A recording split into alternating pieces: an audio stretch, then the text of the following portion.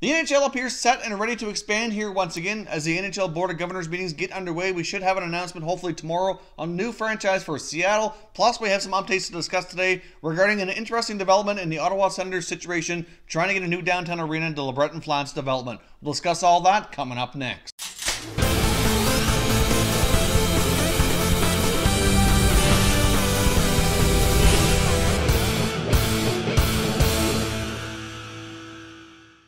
Hey everyone, and welcome back to another video here at Top Shelf Hockey. If you're new to the channel, thanks for stopping by. We review and discuss all 31 NHL teams, so if you're a huge hockey fan, consider subscribing and clicking the bell so you don't miss anything.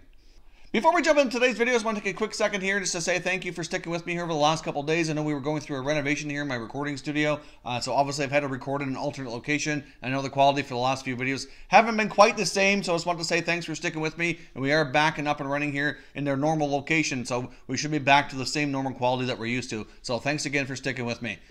So now let's jump into today's video. We have some items to discuss regarding the new Seattle franchise, as well as some interesting twists and turns here in the Ottawa Senators saga to get a newer downtown arena at the Lebreton Flats development. So let's jump in here. Now, of course, as most of you probably know, the NHL Board of Governors meetings are getting underway, and we should have an announcement likely tomorrow, expecting the Seattle franchise to be approved and become the NHL's 32nd franchise. So that, I'm not sure exactly what time of day we should expect that tomorrow, but the meetings are ongoing, and that announcement is expected tomorrow once they have their vote. Now, of course, the only real point of contention is really when that team would come into existence. Right now, the Seattle group is really pushing hard for the 2020 start to begin for the 2020-2021 NHL season. They're confident right now. They're confident that their arena will be ready for that start of that season.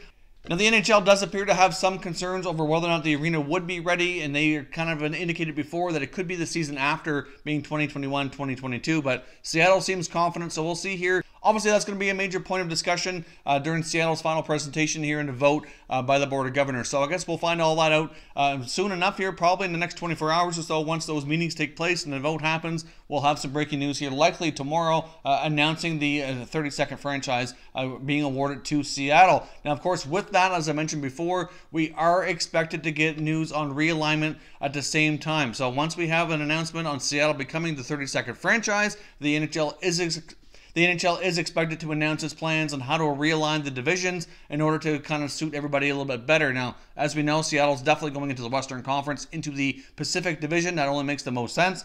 But of course, at that point, putting them in the Pacific Division kind of makes the Pacific into Central and the West uneven. So ideally, we'd have to have one franchise move from the Pacific to the Central, or they could potentially look at some different options as well.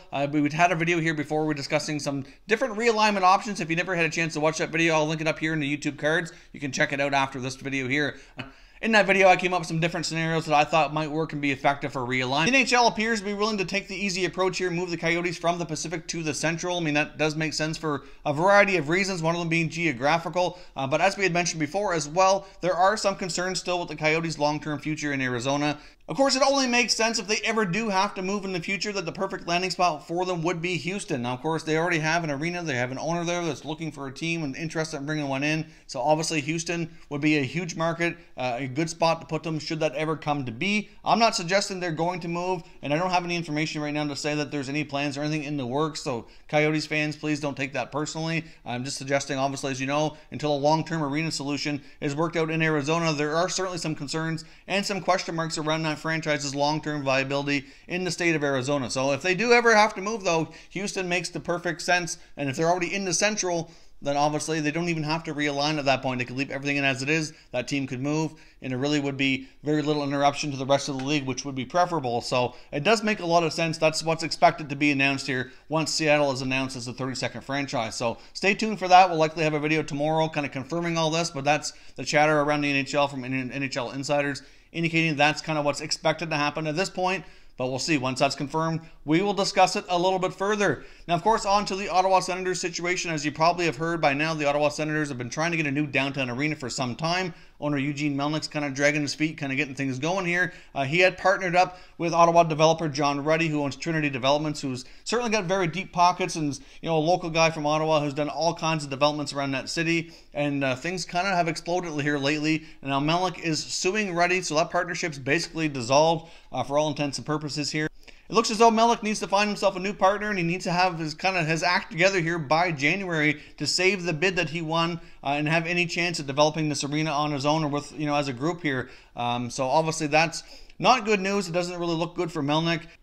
There was reports not too long ago as well out of Ottawa Mayor Jim Watson's office that the Melnyk was looking for some public funding, or at least part of it, when initial discussions get underway. I'm not sure where things stand with that right now, but obviously with Ruddy and Melnyk's partnership dissolving, it's really not looking good at all. But now there was another bid, of course, when the Lebreton Flats bid first went out. Obviously, Melnyk's group called Rendezvous Lebreton won that bid, but there was another bid, and it was a substantial bid, and I'm kind of surprised in a way, looking back on it, that they went with Melnyk, but they're probably trying to play nice where he owns the Senators, trying to give him every opportunity, and of course where he partnered up with John Ruddy, who's a local developer with deep pockets and done a lot for that city. They're trying to, help them make this happen. But now the other group called DevCorp has stepped up here just recently, since all this has kind of come to be, let the NCC know that they're still ready, able, and willing to proceed with their bid should things fall apart and should they have another opportunity at this. Now, the important notes about the DevCorp group is they kind of seem interested in not only developing the Lebreton Flats, but also buying the Senators and building the arena. Now, the key thing with them is they have some pretty deep pockets, and they are not looking for any public funding. So I would think that the city of Ottawa would probably prefer to deal with them, because as we know, a lot of NHL cities don't really want to get involved with taxpayers' dollars to build arenas. For the most part, it's been hands off. I mean, there have been some cities that have helped out, but a lot of them, and Ottawa being one of them, not really interested in going down that road. So the fact that they're willing to do it with no public money certainly seems very attractive. Of course, one of the big partners with the DevCorp group is Guy Laliberté, who's from Cirque du Soleil and has tons of money and has been speculated on numerous occasions to wanting to buy the Senators, whether it's part of this DevCorp group or himself along with other partners. Either way, he's been linked to this team here for some time. And of course, with the partnership dissolving between Melnyk and Ruddy, you can't help but wonder now if maybe John Ruddy might jump sides and maybe try to become a partner over there as well. I mean, he's certainly, like I said, a well-known developer. He's got lots of money, lots of contacts. And obviously, he could potentially partner up with them too. It's hard to say. I'm not sure if that's in the works or not. But either way, the squeeze could be on here for Eugene Melnyk to sell the team. I don't really think there's much of a coincidence that this is kind of breaking news as the Board of Governors meetings get underway here. Now, of course, as we know, I'm not sure the NHL would really want to step in and force Melnyk to sell. But as we've seen before, Gary Bettman and the Board of Governors, one of their biggest concerns is franchise value and long-term viability in the cities that they're currently located in. So obviously most of that boils down to money, and if it really boils down to being the NHL's best interest as well as the city's best interest to have different ownership there, I'm not sure if the NHL would intervene or not, but I know that Ottawa Senators fans would be extremely happy and pleased and celebrate the day that Melnyk is finally out of the picture. It certainly would be a major celebration for Senators fans if this kind of came to be and new ownership could come in here and actually run this team properly and have the proper amount of money to pay its players so they're not constantly losing all of their superstars as they kind of grow up here and become better players and earn bigger contracts. They pretty much all leave because Melnyk does not want to pay them. So certainly something that would make Senators fans quite happy and give this franchise a much needed long-term viability here, backing. So we'll see what happens. As this story unfolds, as this develops. So Melnyk basically has until January to get his act together, find some new partnership to get this thing going. Otherwise, the NCC is likely going to pull the plug on that bid, likely hand things over to DevCorp, and then from there, it's really hard to say what can happen. Like I said, obviously, they want to build the arena.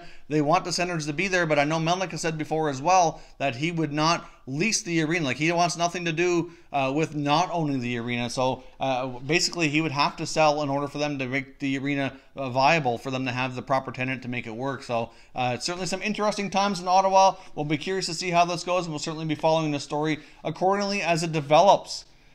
So that is all your news and notes here on all the potential expansion as well as the new arena for the Ottawa Senators. Certainly leave your comments down below. I assume, like me, most of you expect a franchise for Seattle to be announced tomorrow. So let me know your thoughts down below and maybe leave a comment as well. What do you think that team is going to be named? I'm not really sure that we're going to get a team name announcement along with that franchise. That's likely something that's going to come down the road, but still something fun to talk about for right now. And obviously let me know your thoughts on the situation between Melnyk and the city and the whole arena mess with the Ottawa Senators. If you're new to the channel, I hope you consider subscribing. We cover all 31 NHL teams, and there's plenty of content here for all hockey fans to enjoy. So if you're new, hit that subscribe button. If you like this video, please give it a thumbs up before you go. I'd appreciate it if you did. As always, thank you very much for watching, everybody. We will catch you next time.